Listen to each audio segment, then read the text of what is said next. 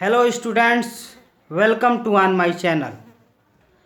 आपको जो है प्रीवियस वीडियो में बहुपद की परिभाषा बताया गया था। बहुपद की परिभाषा ऐसे बीजी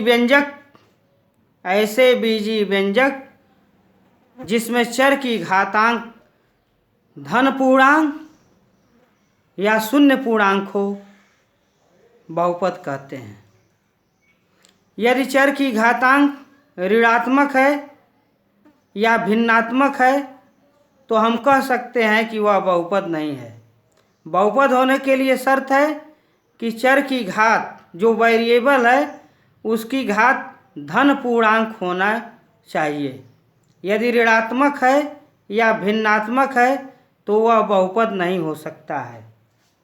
अब आइए बहुपद का मानक रूप, स्टैंडर्ड फॉर्म ऑफ पॉलिनोमियल। बहुपद को चर राशि x की घातों में, ध्यान से सुनिए, बहुपद को चर राशि x की घातों में आरोही क्रम में या अवरोही क्रम में लिखा जाता है। इसे बहुपद का मानक रूप कहते हैं। देखिए, बहुपद का मानक रूप लिखने के लिए आता है परीक्षा में, तो हम क्या करते हैं, या तो आपके पास दो विकल्प है, या तो उसको आप आरोही क्रम में लिखिए या अवरोही क्रम में। आरोही क्रम का मतलब होता है बढ़ते हुए क्रम में, अवरोही क्रम का मतलब होता है घटते हुए क्रम में। अब जैसे एक एग्जाम्पल के माध्यम से हम बताने का प्रयास करेंगे। एक उदाहरण हम लेते हैं। अब एक उदाहरण लिया जाए। अब हम लिख दें 4x⁴ plus 5x² plus 2x plus 1। अब यह क्या है, देख रहे हैं कि एक बहुपद है। बहुपद की पहचान क्या होती है कि चर की घातांक जो वेरिएबल है उसकी घातांक हम सर्वप्रथम देखते हैं कि धन पूर्णांक है कि नहीं। यहाँ पर देख रहे हैं x का पावर क्या है, इसका घात 3 है। यहाँ पर 5x² है, x का पावर क्या है, 2 है। यहाँ पर देख रहे हैं x का पावर 1 है।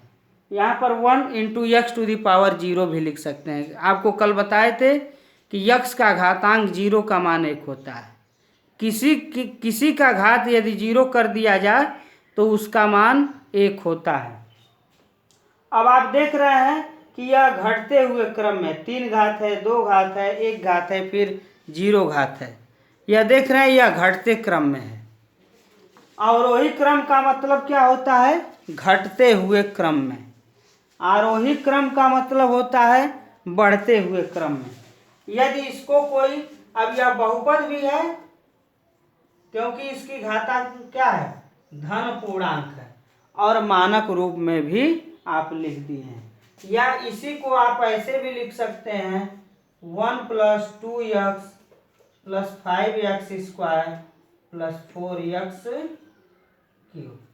इसको आप रिवर्स लिख सकते हैं, उल्टा लिख सकते हैं। तो आप देख रहे हैं कि 1 × x⁴ है, फिर 1 है, फिर 2 है, फिर 3 है। तो ऐसे आप इसको आप लिख रहे हैं। तो इसमें देख रहे हैं घात क्या हो रहा है, बढ़ रहा है। तो आरोही क्रम में क्या होता है, क्रमशः घात जो है बढ़ता जाएगा। तो आप आरोही क्रम में लिखिए या अवरोही क्रम में लिखिए, आपके पास दोनों विकल्प है। तो परीक्षा में पूछता है, कोई आपको बहुपद दे देगा, कहेगा कि इसको मानक रूप में लिखिए, तो हम उसको आरोही क्रम में भी लिख सकते हैं और अवरोही क्रम में भी आप लिख सकते हैं। अगली हेडिंग है पद। एक बहुपद के पद वह होते हैं, ध्यान से सुनिए, एक बहुपद के पद वह होते हैं जो केवल धन चिन्ह द्वारा संबंधित होते हैं। अब आइए एक एग्जाम्पल लिया जाए। जैसे आप देख रहे हैं कि यह क्या है, बहुपद है। यह बहुपद आपका है। अब इसको आप ऐसे लिख सकते हैं, अर्थात ऐसे लिख सकते हैं 2x³ plus minus 7x² plus bracket में कोष्टक में -5x प्लस 3। इसको हम ऐसे लिख सकते हैं। अब देखिए मैंने क्या किया, प्रत्येक स्थान पर प्लस बना दिया। यहाँ पद की परिभाषा बताई गई कि एक बहुपद के पद वह होते हैं जो केवल धन चिन्ह द्वारा संबंधित होते हैं। अगर ऋण है तो हम धन लिखकर कोष्टक में माइनस लगा देंगे। अब यहाँ पर x³ का गुणांक क्या है, 2 है।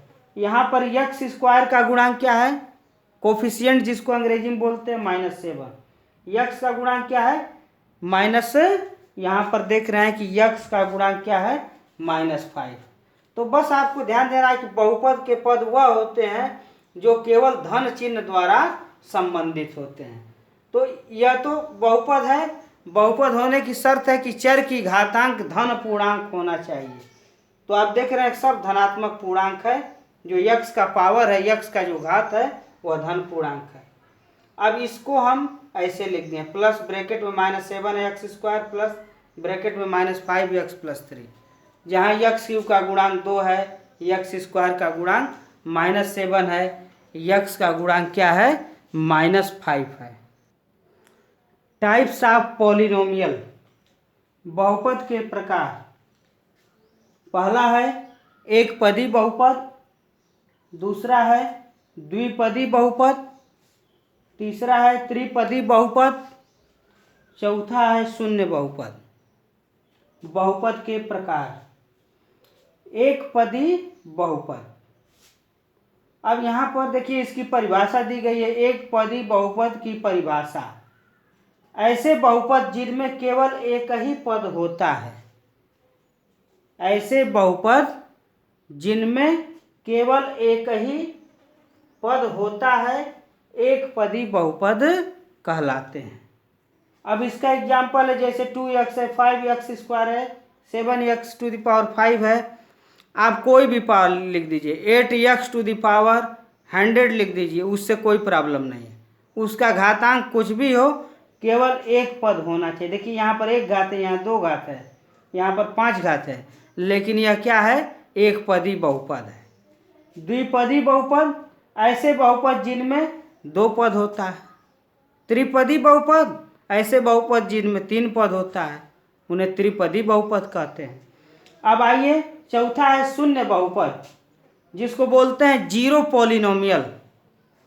ऐसे बहुपद जिनमें सभी गुणांक शून्य होते हैं शून्य बहुपद कहलाते हैं। शून्य बहुपद की परिभाषा क्या है, ऐसे बहुपद जिनमें सभी गुणांक शून्य होते हैं शून्य बहुपद कहलाते हैं। अब एक बात याद रखिएगा, शून्य बहुपद की कोई घात नहीं होती है। इसमें 2 घात भी हो सकता है, 3 घात भी हो सकता है। तो इसलिए शून्य बहुपद की घात जो है परिभाषित नहीं होती है। क्वेश्चन परीक्षा में पूछा जाता है, क्या शून्य बहुपद की घात परिभाषित है, तो शून्य बहुपद की घात परिभाषित नहीं। यहाँ पर देख रहे हैं कि 2 घात है और सबका मान क्या हो जाएगा, 0 है। हम यहाँ पर 0 × x³ भी लिख सकते हैं। कोई लड़का 0 × x⁵ लिख सकता है। इसका मतलब वह शून्य बहुपद तो होगा, लेकिन घात परिभाषित नहीं होगी। यहाँ पर रिमार्क में 2 पॉइंट याद रखना है। एक बहुपद के पदों की संख्या सदैव परिमित होती है। कोई क्वेश्चन करेगा कि बहुपद में पदों की संख्या परिमित होती है कि अपरिमित, तो आप बताएंगे कि अगर वह बहुपद है तो उसमें पदों की संख्या सदैव परिमित होगी। दूसरा है शून्य, न तो एक पदी है, न द्विपदी है और न बहुपदी। जैसे आप इसको लिख दिए तो इसमें कितने पद दिखाई दे रहे हैं, 3 पद दिखाई दे रहे हैं। अब कोई लड़का ऐसे लिख दे x⁻, अब इसमें कितने पद हैं, 1 पद है। तो इसको आप कंफर्म नहीं कर सकते हैं। शून्य बहुपद में यह कंफर्मेशन नहीं कर सकते हैं कि एक पदी है कि द्विपदी है कि बहुपदी है। तो आप याद रखिएगा, शून्य बहुपद में जो है इसकी घात क्या होती है, परिभाषित नहीं होती है। बहुपद की घात क्या होता है? बहुपद की घात किसी बहुपद में सबसे बड़ी घात वाले पद के घातांक को उस बहुपद की घात कहते हैं। ध्यान सुनिए, किसी बहुपद में सबसे बड़ी घात वाले पद के घातांक को उस बहुपद की घात कहते हैं। जैसे बहुपद की घात में अगर हम एक क्वेश्चन ले लें कि इसमें बताइए 2x⁴ plus 3x² plus 2x plus 5, इसमें बहुपद की घात क्या होती है? तो अभी परिभाषा बताया गया था। बहुपद की घात में हम देखते हैं कि उसमें सबसे बड़ी घात क्या है। उसमें सबसे बड़ी घात क्या है? 4 है। तो हम कहेंगे बहुपद की घात क्या होगी? 4 होगी। अब जो है विभिन्न घातों के बहुपद, जैसे रैखिक बहुपद है, द्विघात बहुपद है, त्रिघात बहुपद है, चतुर्थ घात बहुपद है। रैखिक बहुपद का मतलब यह हुआ कि जिसमें केवल उसका घातांक 1 हो। अगर कहीं पर उसकी घात 1 का बहुपद है तो हम उसको कहेंगे रैखिक बहुपद है, या विभिन्न घातों के बहुपद। अब जैसे द्विघात बहुपद, घात 2 का बहुपद जो है, घात 2 का बहुपद जो है द्विघात बहुपद कहलाता है। इसी प्रकार सबकी परिभाषाएं आप त्रिघात बहुपद हुआ, चतुर्थ घात बहुपद हुआ, आप इसको डिफाइन कर सकते हैं। अगर रैखिक बहुपद है तो उसमें चर की घातांक क्या होगी? 1 होगी। अगर द्विघात बहुपद है तो उसमें चर की घातांक क्या होगी? 2 होगी। यह याद रखिएगा आप लोग।